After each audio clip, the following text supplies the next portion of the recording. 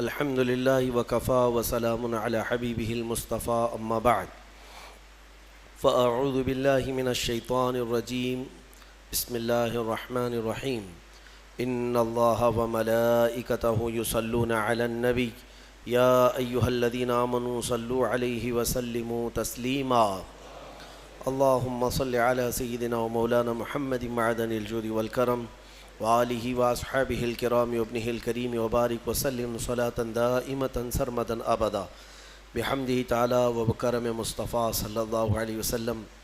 آج کی شب میں قرآن عظیم کے 18 پارے مکمل ہو چکے ہیں۔ اللہ عز و جل بقیہ قرآن عظیم کو تجوید کے ساتھ پڑھنے اور آپ سب کو سماعت کرنے کی توفیق عطا فرمائے۔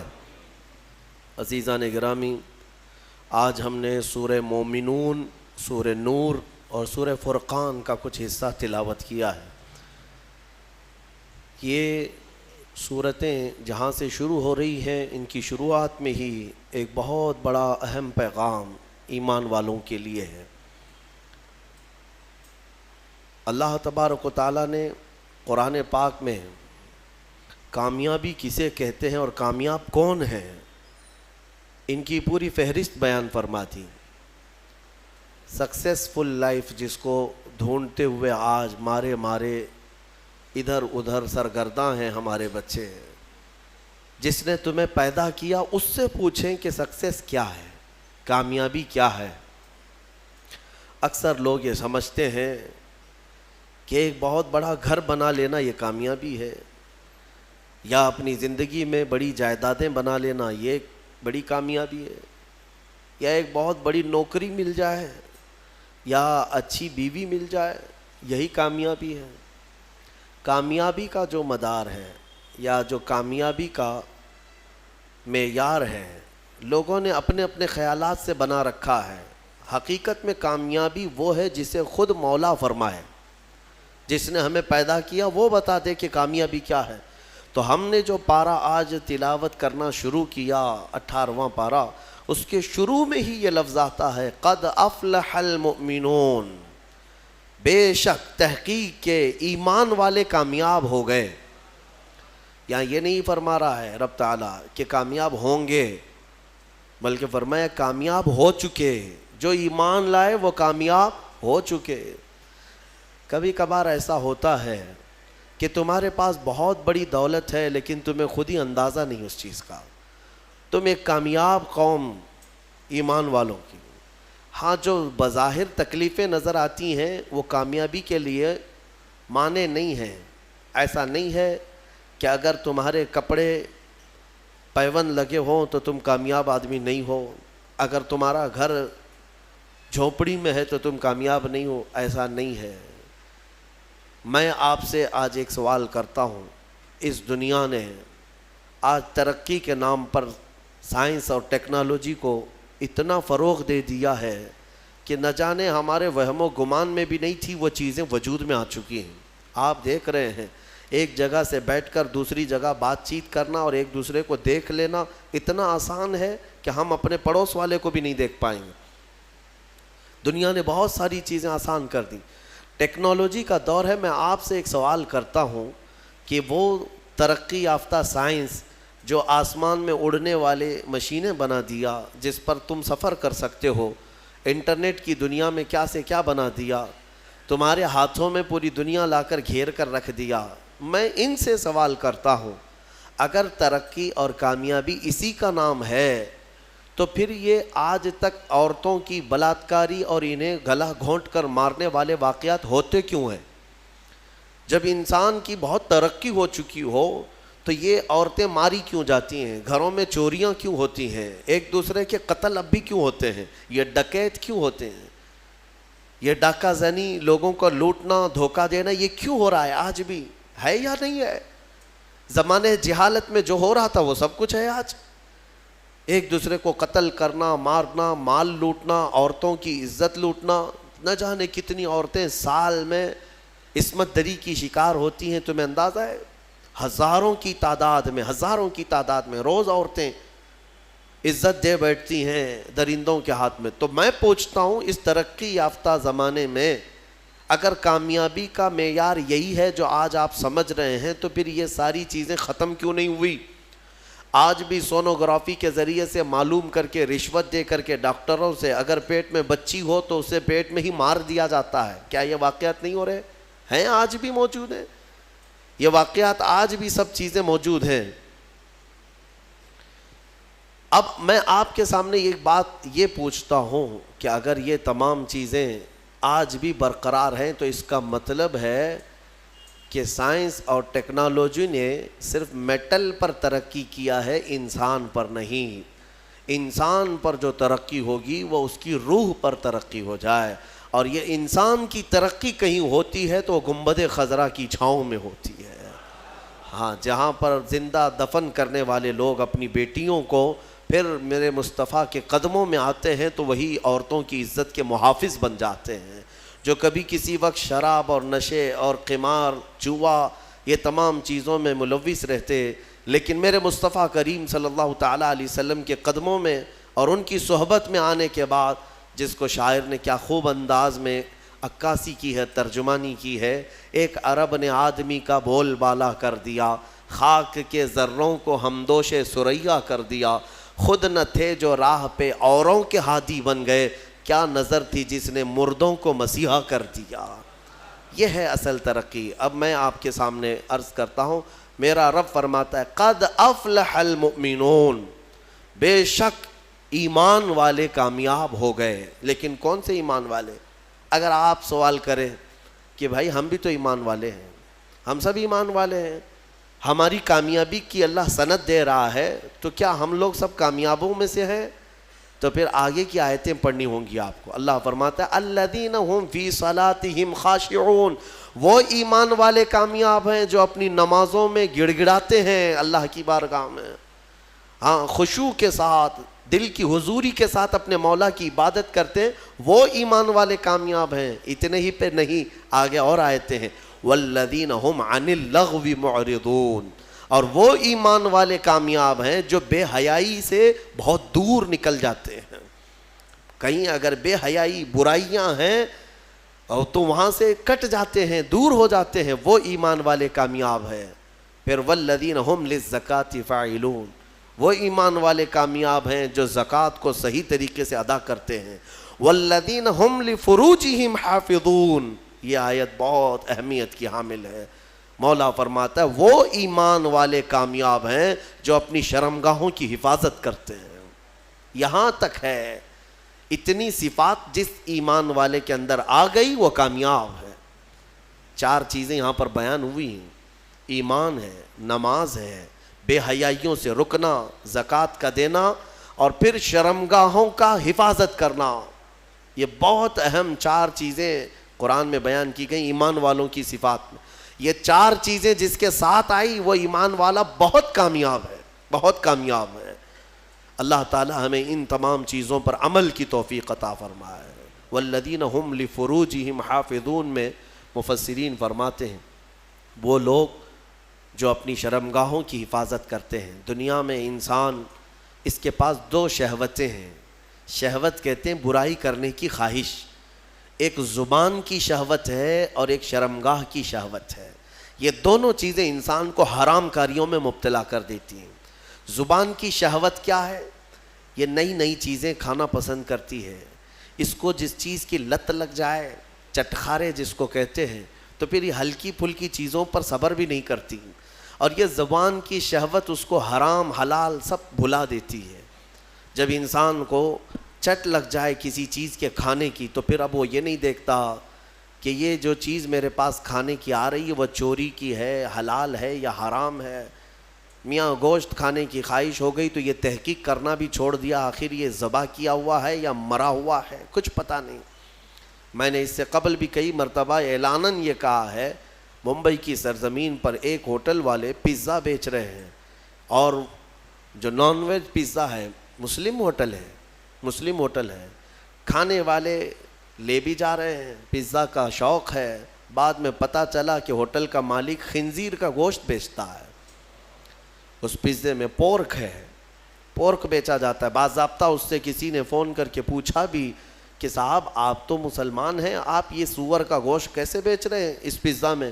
اس نے کہا جسے کھانا ہے وہ کھائے، میں جو نہیں کھانے والے ان کو نہیں بیچ رہا ہوں، ہمارے پاس کھانے والے بہت سارے آتے ہیں، ان کے لیے میں بیچ رہا ہوں۔ نعوذ باللہ من ذالک، یہ زبان کی شہوت ہے۔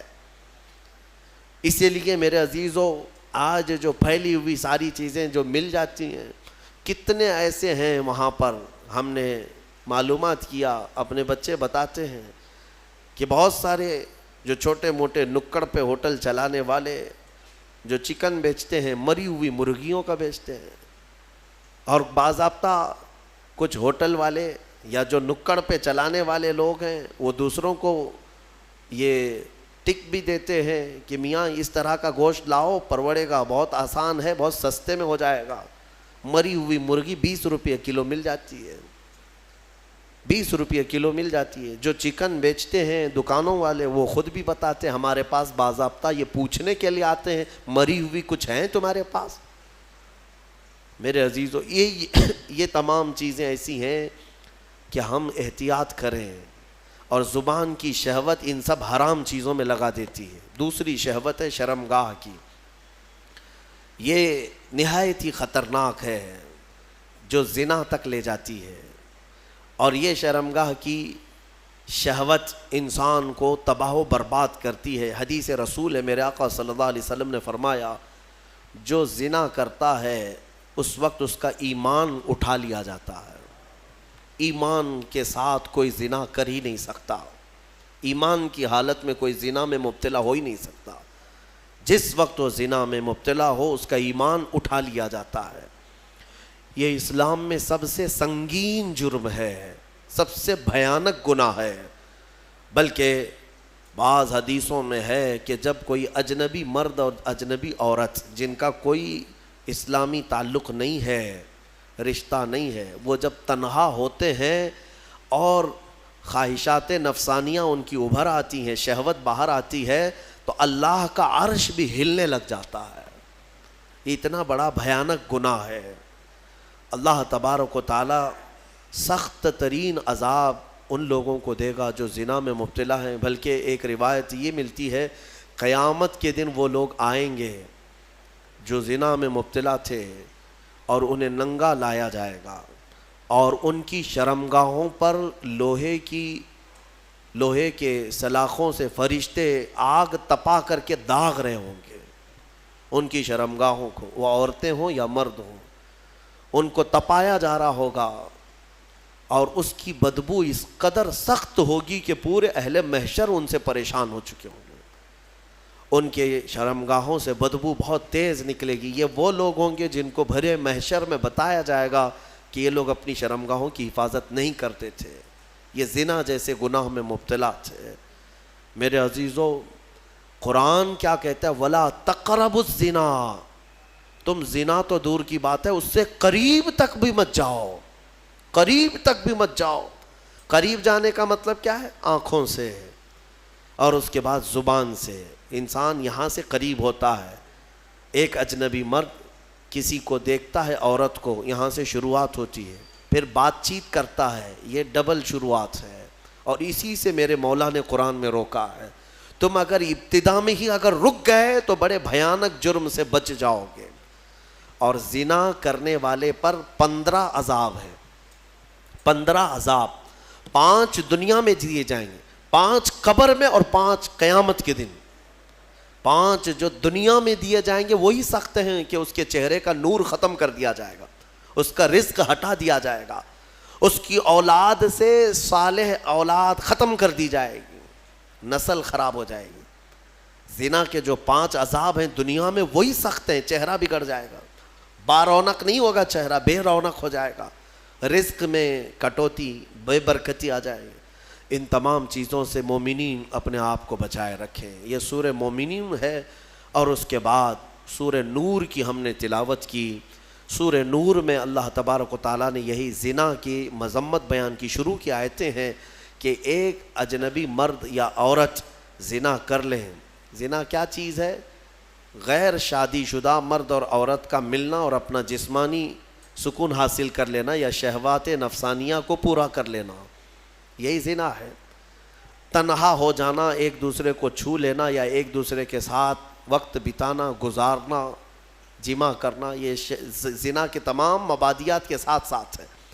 اللہ فرماتا ہے الزانیۃ والزانی فاجلدوا کل واحد منہما 100 جلدہ، مرد اور عورت دونوں جب زنا کر لیں تو اللہ فرماتا ہے 100 کوڑے مارے جائیں گے انہیں، اسلامی حکومت ہو تو 100 کوڑے مارے جائیں گے اور سب کے سامنے مارے جائیں گے۔ وَلَا تَأْخُذْكُمْ بِهِمَا رَأْفَةٌ فِي دِينِ اللَّهِ إِن كُنتُمْ تُؤْمِنُونَ بِاللَّهِ وَالْيَوْمِ الْآخِرِ۔ مولا فرماتا ہے ان لوگوں کے بارے میں اپنے دل میں ذرا برابر بھی نرمی مت لاؤ اگر تم اللہ پر اور قیامت پر یقین رکھتے ہو، اور ان کے عذاب کو وَلْيَشْهَدْ عَذَابَهُمَا طَائِفَةٌ مِّنَ الْمُؤْمِنِينَ، ان دونوں کی سزا پر سارے مومنین کو گواہ بناؤ۔ سب کے سامنے یہ سزا دی جاتی ہے، لیکن یہ سزا دینا آسان بھی نہیں ہے۔ کوئی آ کر کے ایرا غیرہ بول دیا کہ فلاں زنا کر رہے تھے تو قاضی صاحب فوراً کوڑے مروا دیں گے یا سنسار کر دیں گے، ایسا نہیں ہے۔ 4 گواہ کا ہونا ضروری ہے جنہوں نے ایسا دیکھا ہو جیسے سوئی میں دھاگا پیروتے ہوئے دیکھا ہو، اور چاروں جو ہے وہ شرعی گواہ ہوں، ہاں تب جا کر کے یہ زنا کا ثبوت ہوتا ہے، پھر اس کے اوپر سزائیں ہوتی ہیں۔ بہرحال یہ ایک بھیانک جرم ہے، اللہ تعالیٰ اس سے ہماری حفاظت فرمائے۔ اس میں آیت افک ہے، حضرت ام المومنین عائشہ صدیقہ رضی اللہ تعالیٰ عنہ پر بعض منافقین نے الزام لگایا تھا۔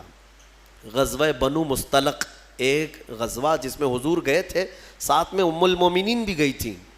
حضور جب بھی جہاد پہ جاتے، غزوہ پر جاتے، تو کوئی نہ کوئی حضور کی ازواج مطہرات میں ساتھ میں آپ کے ہوا کرتی تھی۔ اس غزوے میں حضرت عائشہ ساتھ میں تھیں۔ واپسی میں جب رسول کریم صلی اللہ تعالیٰ علیہ وسلم مدینے کی طرف آ رہے تھے، رات کو ایک جگہ پر قیام کیا، سب لوگوں نے قیام کیا، اور صبح ہونے سے پہلے پہلے کوچ کرنے کا حکم ہوا۔ حضور پاک صلی اللہ علیہ وسلم اپنے صحابہ سمیت کوچ کر گئے۔ ہوا یہ کہ حضرت عائشہ صدیقہ کا جو کجاوا اونٹ پر رکھا جاتا تھا، یعنی ایک پوری جھوپڑی ہوتی تھی، اسے اٹھا کر رکھا جاتا تھا، اٹھا کر کے پھر اتارا جاتا تھا زمین پر، تو وہ نیچے تھی۔ حضرت عائشہ اس میں بیٹھی نہیں تھی، ان کا ایک ہار کہیں چھوٹ گیا تھا، وہ ڈھونڈنے کے لیے نکلی تھی۔ صحابہ نے خالی کجاوا اٹھایا اور اونٹ پر رکھ دیا اور لے کر چل پڑے۔ ان کو ایسا لگا کہ ام المومنین اندر ہیں، چل پڑے۔ سفر بہت لمبا ہو گیا، صبح کا وقت تھا، حضرت عائشہ چھوٹ گئی پیچھے راستے میں۔ ان کا کھویا ہوا وہ جو ہار ہے اس کو تلاش رہی تھی۔ ہوتا یہ تھا کہ قافلے میں پیچھے ایک صحابی آیا کرتے تھے جو گرا ہوا سامان اٹھاتے ہوئے، کافی دور وہ چلتے رہتے تھے قافلے سے۔ اس وقت حضرت صفوان ایک صحابی ہیں، وہ پیچھے چلے آ رہے تھے۔ انہوں نے حضرت عائشہ کو تنہا دیکھا تو انہوں نے کہا انا للہ، یہ کیا ہو گیا، حضور کی زوجہ ہیں اور یہ اکیلی کیسے رہ گئیں۔ تو بہرحال حضرت صفوان نے پورا سہارا دے کر حضرت عائشہ رضی اللہ تعالیٰ عنہ کو مدینے تک ساتھ لائے۔ مدینے جب پہنچے تو منافقین نے اتنی بات پر الزام لگانا شروع کر دیا، رسول اللہ کی زوجہ عائشہ کسی اور کے ساتھ تنہا چلی گئی تھی، معاذ اللہ۔ یہ بھیانک الزام تھا، تہمت، اس کے گناہ، یہ بھی اس کی بھی حدود آئے ہیں قرآن میں۔ اگر کسی مومن پر یا مومنہ پر آپ نے تہمت لگائی اور ثبوت نہیں لا سکے تو 80 کوڑے مارے جائیں گے، اور پھر زندگی بھر کبھی اس کی گواہی قبول نہیں کی جائے گی۔ وہ مردود الشہداء کہلائے گا، الزام لگانے والا، تہمت لگانے والا کسی پر۔ یاد رکھو آسان نہیں ہے کسی کے بھی بارے میں کچھ بھی تہمت لگا دینا، بہت بڑا گناہ ہے، بہت بڑا گناہ ہے تہمت لگانا۔ یہاں ایسی بیٹھے اٹھے نہ جانے کتنے بھیانک گناہوں کی تہمت کئی لوگوں پر لگا دیتے ہیں، ایسا ہے ویسا ہے، قیامت کے دن پکڑ ہوگی۔ حضرت عائشہ صدیقہ رضی اللہ تعالیٰ عنہ پر جو تہمت لگائی تھی، یہ کنٹینیو 1 مہینے تک معاملات مدینے میں چلتے رہے۔ حضرت عائشہ اپنے میکے چلی گئی تھی، حضرت ابوبکر کے گھر۔ حضور پاک صلی اللہ تعالیٰ علیہ وسلم انتظار کر رہے تھے کہ میرا رب کیا فرمائے گا، وہی کیا آئے گی، لیکن یہ امتحان کی گھڑی تھی۔ حضور پاک صلی اللہ تعالیٰ علیہ وسلم صحابہ کو بلاتے اور پوچھتے تمہارا میرے گھر والوں کے بارے میں کیا خیال ہے، میری زوجہ کے بارے میں کیا خیال ہے۔ جو عشق والے تھے انہوں نے عشق کی بولیاں بولی، حضرت عمر سے بلایا، پوچھا حضور نے تم کیا کہتے ہو؟ حضرت عمر نے کہا یا رسول اللہ صلی اللہ علیہ وسلم، جب رب تبارک و تعالیٰ نے آپ کے جسم پر مکھی کو پسند نہیں فرمایا تو آپ کی ازواج مطہرہ میں بدکار عورت کو کیسے پسند فرما سکتا ہے؟ یقیناً آپ کا گھر پاک ہے، اللہ تعالیٰ نے آیت تطہیر میں فرما دیا کہ محبوب ہم نے آپ کے گھر کو ہر برائی سے پاک رکھا ہے۔ حضرت عثمان غنی نے بھی اسی طرح کی بات کی، کہا یا رسول اللہ صلی اللہ تعالیٰ علیہ وسلم، رب تبارک و تعالیٰ نے ہر علائش سے آپ کو پاک کیا ہے، تو آپ کے گھر پر اور آپ کی بستر پر اگر عائشہ کے اندر کوئی عیب ہوتا تو اللہ کبھی بھی اس چیز کو پسند نہ کرتا، بلکہ عائشہ کا نکاح اللہ کی مرضی سے آپ کا ہوا ہے۔ یہ چیزیں ہوتی رہیں، پھر 1 مہینے کے بعد اسی سورہ نور میں وہ آیت نازل ہو گئی۔ رب تبارک و تعالیٰ نے ام المومنین عائشہ صدیقہ کی پاکی بیان فرماتی، اللہ نے بیان فرمائی۔ اب اندازہ کرو، یہ حضرت عائشہ وہ تنہا زوجہ ہیں میرے آقا کی جن کی پاکی مولا نے بیان کر دی قرآن میں، اور قیامت تک کروڑوں مسلمان ماں عائشہ صدیقہ کی پاکی تلاوت کرتے رہیں گے۔ ہاں، حضرت عائشہ کی پاکی کی تلاوت ہوتی رہے گی، قیامت تک ہوتی رہے گی۔ عزیزان گرامی، یہ آیت عفق بھی سورہ نور میں نازل ہوئی۔ تو چند آیتیں عرض کر کے میں اپنی گفتگو کو سمیٹتا ہوں۔ اللہ تعالیٰ نے فرمایا اے ایمان والو، کسی کے گھر جاؤ، اللہ تعالیٰ فرماتا ہے یا ایھا الذین آمنوا لا تدخلوا بیوتا غیر بیوتکم حتی تستأنسوا، اپنے گھر کے علاوہ کسی دوسرے کے گھر میں جا رہے ہو تو سلام کر لو پہلے۔ ہاں، سلام کر لو، سلام کر کے گھر میں داخل ہونا ضروری ہے۔ اور یہاں تک کہ آداب میرا مولا خود بیان کر رہا ہے کہ تم کسی کے گھر جاؤ تو دستک دو، اور دستک دے کر کے 1 بار 2 بار، تیسری مرتبہ اگر جواب نہیں آیا تو پلٹ جاؤ، حدیث پاک میں بھی ہے۔ ضروری نہیں ہے کہ دروازہ توڑ کے اندر جاؤ گے، ہاں، اور کنٹینیو کھٹکھٹاتے کھڑے ہو جاؤ گے آدھے گھنٹے تک۔ یہ آداب ہیں شریعت کے۔ اور پھر یہ فرمایا حدیث میں ہے کہ کسی کے گھر جاؤ تو سامنے بالکل دروازے کے نہ کھڑے ہو جاؤ، بلکہ تمہیں دائیں جانب کھڑے ہونا چاہیے۔ اگر دروازہ کھلے، کوئی اجنبی عورت ہو تو تمہارا آمنا سامنا نہ ہونے پائے، بے پردگی نہ ہونے پائے۔ یہاں تک کہ گھروں کو پردہ لگانے کا حکم بھی میرے آقا نے فرمایا۔ اور اگر کسی گھر پر پردہ نہیں ہے، گزرنے والے آپ میں سے کوئی ہو، کوئی بھی ہو، اگر مومن گھروں میں اندر نظر ڈالتا ہے کوئی راستہ چلتے ہوئے عورتوں کے اندر اوپر، حضور نے فرمایا گھر والے تیار ہے، وہ چاہے تو پتھر اٹھا کر اس کی آنکھ پھوڑ دے، اللہ سوال نہ فرمائے، اللہ اس کے ہاں اس کا مواخذہ نہیں ہوگا۔ یعنی یہ بتانا مقصود ہے کہ یہ کس قدر گناہ ہے۔ گھروں کے اندر نگاہیں ڈالنا، آنکھیں ڈالنا بہت بڑا گناہ ہے۔ اور یہی چیز اللہ تعالیٰ قرآن میں فرماتا ہے کہ کسی گھر جاؤ، کسی کے گھر جاؤ، اور اگر تمہیں لوٹ جانے کا حکم دیا جائے تو لوٹ جاؤ۔ یہاں سے میں ایک اس سے تفریح کرتے ہوئے ایک بات یہ بھی عرض کر دوں، کسی کو فون کرتے بھی ہو تو کچھ لوگ جو ہے ایک بار میں 10 20 بار اس کو کال کرتے ہی رہتے ہیں کنٹینیو۔ یہ بھی آداب میں سے ہے۔ 2-3 مرتبہ اگر تمہیں جواب نہ ملے تو رک جاؤ۔ تمہیں یہ تو پتہ نہیں کہ وہ کس حالت میں ہے، نماز پڑھ رہا ہے، کھانا کھا رہا ہے، واش روم میں ہے، بیت الخلاء میں ہے، تم کو تو ایسا لگتا ہے کہ ہمیشہ تمہارے وہ سیوا کے لیے بیٹھا ہی ہے، اٹھا ہی لینا چاہیے۔ یہ بھی آداب میں سے ہے۔ علم والے اور اخلاق والے ان چیزوں پر عمل کیا کرتے ہیں۔ سورہ نور میں اور بھی بہت ساری باتیں ہیں کہ بچوں کے متعلق فرمایا گیا کہ جب یہ عقل والے ہو جائیں تو ماں باپ بھی انہیں الگ سلایا کریں۔ وَإِذَا بَلَغَ الْأَطْفَالُ مِنْكُمُ الْحُلُمَ، بچے جب جوانی کو آ جائیں، بالغ ہونے لگ جائیں، تو ان کے لیے بھی حکم ہے کہ وہ ماں باپ کے کمرے میں بھی آئیں تو اجازت لے کر کے آئیں، ایسے نہیں کہ ڈائریکٹ گھس جائیں۔